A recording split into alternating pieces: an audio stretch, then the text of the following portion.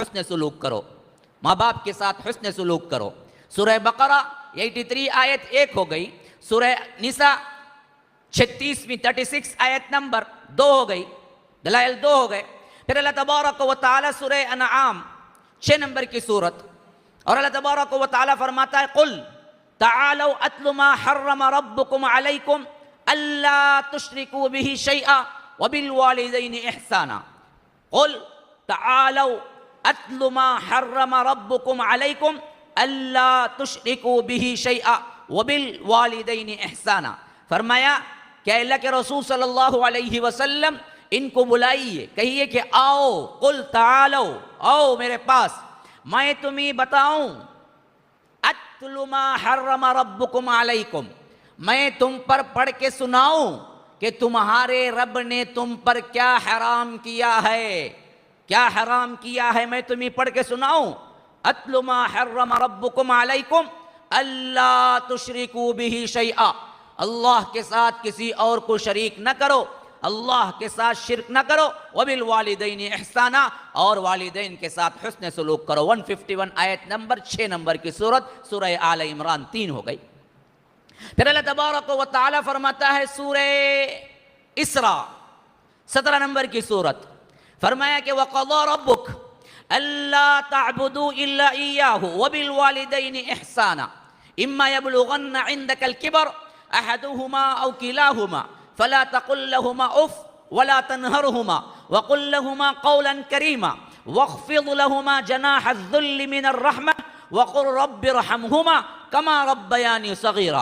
فرمایا کہ اللہ تبارک و تعالی نے فیصلہ کر دیا ہے، قضا ربک مطلب امر ربک، قضا ربک ایک معنی کیا ہے، امر ربک، اللہ نے تمہیں حکم دیا ہے، کیا حکم، اللہ تعبدوا الا ایاہ، اللہ کے ساتھ کسی اور کو شریک نہ کرو، اللہ ایک کی عبادت کرو، وبالوالدین احسانا، والدین کے ساتھ حسن سلوک کرو، اما یبلغن عندک الکبر، ان میں سے دونوں اگر بوڑھے ہو جائیں، عندک الکبر احدہما او کلاہما، ایک یا دونوں، ماں باپ میں سے کوئی ایک یا دونوں بڑھاپے پہ پہنچ جائیں، ان کی عمر وہاں پہنچ جائے، کسی کو بڑھاپے میں اپنے باپ اور ماں کی خدمت کرنے کی توفیق مل جائے تو یہ بہت بڑی اللہ کی نعمت ہے۔ اور اس میں ذکر پہلے کیا کہ یبلغن عندک الکبر احدہما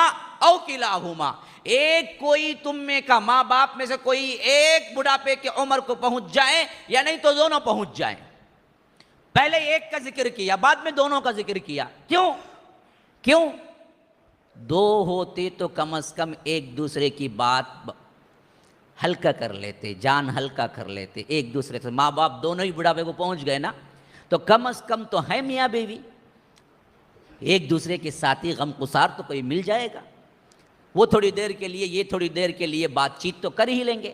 لیکن اللہ کسی ایک کو بلا لے، کسی ایک کو رکھے، ان کا زیادہ خیال رکھنا چاہیے، اس وجہ سے پہلے ذکر کیا احدہما، کیوں؟ ان کو ان کا ساتھی بھی نہیں ہے۔ کوئی باپ تنہا رہ جائے یا کوئی ماں تنہا رہ جائے تو اولاد کے ذمے زیادہ حق بنتا ہے کہ ایک کی زیادہ خدمت کرو، کیوں؟ اگر دو ہوتے تو کم از کم وہ دونوں تو وقت گزار لیتے کچھ نہ کچھ، لیکن یہ ایک تنہا ہو گئے تو اب تمہیں پورا دیکھنا ہے، اب کوئی بات شیئر کرنی بھی ہے تو وہ اولاد سے شیئر کریں گے۔ تم کہا کہ وَخْفِضْ لَهُمَا جَنَاحَ الذُّلِّ مِنَ الرَّحْمَةِ، تذلل کے ساتھ اپنے آپ کے یہ کھندے جھکا کے رکھو ان کے سامنے، تن کے بات مت کرو، نہ باپ کے سامنے نہ ماں کے سامنے۔ ماں باپ کیسے سلوک کریں یہ دوسری بات ہے، ماں باپ، بعض لوگ کہتے ہیں کہ ماں باپ ایسا کرتے نا مولوی صاحب ہمیں کیا، ماں باپ جو کرتے ہیں وہ جواب دہ ہیں، ماں باپ جو کرتے ہیں اولاد کے حق میں وہ جواب دہ ہیں، لیکن تمہارا اگر معاملہ اللہ کے سامنے پیش ہوگا تو اللہ پوچھے گا تمہارا سلوک ماں باپ کے ساتھ کیا تھا، یہ نہیں پوچھے گا کہ ماں باپ کا سلوک تمہارے ساتھ کیا تھا، وہ ان سے سوال ہونے والا ہے، وہ جواب دے دیں گے۔ لیکن تمہیں اگر مسلمان ہے، تم مانتے ہو کہ اللہ تم مانتے ہو کہ قرآن اللہ کا کلام ہے، تم مانتے ہو کہ محمد الرسول اللہ صلی اللہ علیہ وسلم ہمارے نبی ہیں، رسول ہیں، ان کی کہی ہوئی بات کو ٹالنا نہیں ہے، تو پھر ہمارے لیے حکم ایک ہی ہے کہ وہ کچھ بھی کر لیں تمہارے ساتھ بدسلوکی، لیکن تمہارے لیے جائز نہیں کہ تم ان سے بدسلوکی کرو۔ اللہ نے اپنے لیے نہیں کہا کہ کندھوں کو جھکا کے نماز میں کھڑے ہو، لیکن والدین کے لیے کہا۔ جاؤ جا کے اٹھا کے دیکھو اسراء کے وَاخْفِضْ لَهُمَا جَنَاحَ الذُّلِّ مِنَ الرَّحْمَةِ، والدین کے آگے اپنے کندھوں کو جھکا کے رکھ کے کھڑے ہو، اور جب کبھی بھی اللہ کی بارگاہ میں ہاتھ اٹھاؤ سیلفشنس کے ساتھ اپنے آپ کو دعا مت کر لو، بلکہ کہو قُلْ رَبِّ ارْحَمْهُمَا کما ربیانی صغیرا، اے اللہ میرے ماں باپ پر رحم فرما جس طرح انہوں نے مجھے بچپن میں رحم و کرم کے ساتھ پالا تھا۔ ماں باپ کو نہ بھولو، وہ نہ ہوتے تو تم نہ آتے، وہی تو ذریعہ تھے دنیا میں آنے کا۔ یہ 4ویں جگہ اللہ تبارک و تعالیٰ کہتا ہے، 4ویں جگہ پھر اللہ تبارک و تعالیٰ کہتا ہے سورہ عنکبوت کے اندر 7ویں آیت 29 سورہ، وَوَصَّيْنَا الْإِنسَانَ بِوَالِدَيْهِ حُسْنًا، لوگوں اللہ نے وصیت کی ہے۔ ہاں یہاں تو لفظ وصیت آ گیا، اس سے پہلے تک کیا ہے؟ اللہ نے فیصلہ سنایا تھا، اللہ نے حکم دیا تھا۔ یہاں اہمیت کے پیش نظر کہتا ہے کہ وَوَصَّيْنَا، ہم نے وصیت کر دی انسان کو۔ کیا وصیت کی؟ بِوَالِدَيْهِ حُسْنًا، والدین کے ساتھ حسن سلوک کرنا۔ یاد رکھو ان کے ساتھ کوئی چیز، کوئی بدبختی، نامناسب بات پیش نہ آئے۔ پھر اسی طرح یہ 5واں ہوا۔ 6 پہنچیے سورہ لقمان کے اندر فرمایا، 31 نمبر کی سورت اور آیت نمبر 15، فرمایا کہ وَوَصَّيْنَا الْإِنسَانَ بِوَالِدَيْهِ، ہم نے وصیت کر دی انسان کو کہ والدین کے ساتھ حسن سلوک کرو، یہ وصیت ہے میری۔ وَوَصَّيْنَا الْإِنسَانَ بِوَالِدَيْهِ حَمَلَتْهُ أُمُّهُ وَهْنًا عَلَى وَهْنٍ وَفِصَالُهُ فِي عَامَيْنِ أَنِ اشْكُرْ لِي وَلِوَالِدَيْكَ إِلَيَّ الْمَصِيرُ، فرمایا کیوں کرنا ہے تمہیں والدین کی خدمت، کیوں کرنا ہے تمہیں والدین کی اطاعت، کیوں انہیں خوش رکھنا ہے، کیوں ان کے ساتھ خوش نصیبی کے ساتھ پیش آنا ہے، کیوں اس کے ساتھ حسن سلوک رکھنا ہے؟ فرمایا کہ اس وجہ سے کہ وَأُمُّهُ، اس کی ماں نے اس کو کُرْہًا وَہْنًا عَلَى وَہْنٍ، بوجھ پر بوجھ اٹھائے، بوجھ پر بوجھ اٹھائے۔ کیسے؟ تم 1 منٹ کے لیے 15 گرام کا پتھر ہی باندھ کے چلو، کتنا دیر چلتے ہو؟ 15 گرام کا، 50 گرام کا پتھر ہی باندھ کے 2 دن گزار کے دکھاؤ، اگر ہو سکتا ہے تمہارے۔ ماں نے تمہارے بوجھ کو 9 ماہ اٹھایا، اور آخری ایام میں تو 2.5-3 کلو کا بچہ پیدا ہوتا ہے، عمومی 3.25 کلو یا 3.5 کلو کا بچہ پیدا ہوتا ہے، اور وہ مکمل ہو چکا ہوتا ہے۔ 6واں مہینہ، 7واں مہینہ، 8واں مہینہ، 9واں مہینہ، تقریباً 3 کلو اٹھائے پھرتی تھی، 3 کلو۔ اتنا بوجھ اٹھا کے تم 1 گھنٹہ نہیں پھرو گے، اتنا بوجھ اٹھا کے تم 1 گھنٹہ نہیں پھر سکو گے۔ اس نے رات دن تمہیں اٹھائے پھرا، سوتے وقت بھی اٹھائے رکھا، چلتے وقت بھی اٹھائے رکھا، بستر پہ بھی اٹھائے رکھا، بیماری میں بھی اٹھائے رکھا، بخار میں بھی اٹھائے رکھا۔ اس کا تم کیسے حق ادا کر سکتے ہو؟ تو اللہ تبارک و تعالیٰ کہتا ہے وَهْنًا عَلَى وَهْنٍ وَفِصَالُهُ فِي عَامَيْنِ، صرف اتنا ہی نہیں ہے کہ بوجھ پہ بوجھ اٹھایا، بلکہ ولادت کے بعد اپنا خون دودھ بنا کے تمہیں 2 سال تک پلاتی رہی، 2 سال تک میں پلاتی ہوں عمومی۔ وَفِصَالُهُ فِي عَامَيْنِ، دودھ چھڑانے میں 2 سال لگ گئے۔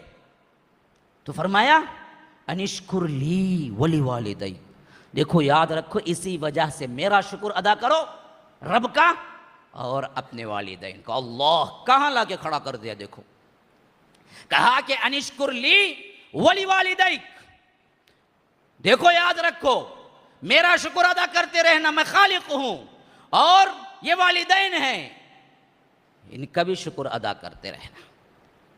ان کے ذریعے تو دنیا میں آنکھ کھولی تھی۔ یہ عظمتیں کون دے رہا ہے؟ رب العالمین دے رہا ہے، کوئی دوسرا نہیں۔ عظمت پہچانو، جن کے والدین ہیں، ہاں یاد رکھو ان پر بڑی ذمہ داری ہے اور جنت بڑی آسان ہے ان کے لیے. ان الجنت تحت اقدام امہاتکم، تمہارے مائوں کے قدموں تلے جنت ہے، یعنی ان کی خدمت میں جنت ہے. اب بھی خدمت کر کے جنت اپنے نام کر لو. بڑے بڑے نیکیاں نہیں ہیں، ماں کی خدمت میں اللہ نے بہت رکھا ہے. ماں کی خدمت میں دنیا و آخرت دونوں چیز رکھا ہے. باپ کی خدمت میں اللہ نے دونوں چیزیں رکھا ہے، زیادہ نہیں. فرائض ادا کرو، اگر ماں باپ ہیں تو بقیہ ان کے ساتھ اچھا سلوک کرو، بس تم دنیا آخرت میں پاس ہو جاؤ گے. جن کے نہیں ہیں ان کے لیے بھی ہے، دعا میں کبھی نہ بھولنا، دعا میں کبھی نہ بھولنا، سیلفش نہ بننا. جب بھی ہاتھ اٹھاؤ ماں باپ کا خیال کرو. میرے ماں باپ پہنچ چکے ہیں، اے اللہ ان کے درجات بلند کر، اے اللہ انہیں بہترین جگہ رکھ، اے اللہ انہیں اعلیٰ علیین میں جگہ دے، ان کے روحوں کو اللہ تبارک و تعالی قرب نصیب کر. یہ دعائیں کبھی نہ بھولنا اپنے ماں باپ کو جن کے چلے گئے ہیں، اور جو ناراضگی میں چلے گئے پھر اس کا کوئی مداوع ہی نہیں ہے. ماں باپ مرتے وقت ناراض تھے اولاد سے تو یاد رکھو پھر تو اولاد کے لیے کوئی گارنٹی نہیں جنت کی، کوئی گارنٹی نہیں جنت کی. انہیں ناراض نہ کرو، ان کی ناراضگی میں اللہ کی ناراضگی ہے، ان کی رضا میں اللہ کی رضا ہے. تو فرمایا کہ یہ دراصل اللہ نے خود دیا ہے، اس وجہ سے ماں کو ایک درجہ اوپر نہیں، 3 درجے اوپر، 3 درجے اوپر. وَوَصَّيْنَا الْإِنسَانَ بِوَالِدَيْهِ حَمَلَتْهُ أُمُّهُ وَهْنًا عَلَى وَهْنٍ وَفِصَالُهُ فِي عَامَيْنِ أَنِ اشْكُرْ لِي وَلِوَالِدَيْكَ. چھٹی جگہ اور 7ویں جگہ سورہ احقاف میں فرمایا وَوَصَّيْنَا الْإِنسَانَ بِوَالِدَيْهِ إِحْسَانًا حَمَلَتْهُ أُمُّهُ كُرْهًا ووضعته كرها وحمله وفصاله 30 شهرا حملته أمه وهنا على وهن وفصاله في عامين أن اشكر لي ولوالديك. یہاں پر یوں کہا والدین کے بارے میں، یہاں پر یوں کہا کہ والدین کے ساتھ نیک سلوک کرو، حسن سلوک کرو. کیوں؟ انہوں نے بڑی مشکلات اٹھائے، تمہارے حمل میں بھی اٹھائے، تم پیدا ہونے کے بعد بھی اٹھائے. وفصاله 30 شهرا، اور دودھ چھڑانے کی مدت کم از کم 30 مہینے ہو گئی. 30 مہینے،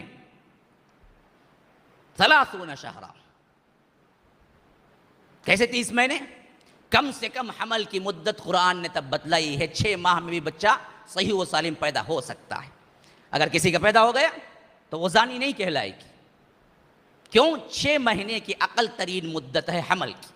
اس سے کم میں اگر بچہ پیدا ہو گیا تو ہو سکتا ہے زنا کی تہمت لگے، لیکن 6 کے اندر پیدا ہو گیا تو نہیں ہوگا. کیوں؟ اللہ نے کہا کہ پیدائش اور دودھ ملا کے تمہاری مدت 30 مہینے، 2.5 سال. تو 2 سال نکال لو تو 6 مہینے باقی رہتے ہیں. تو 6 مہینے میں بھی کوئی بچہ صحیح و سالم پیدا ہو سکتا ہے، غلط نہیں ہے.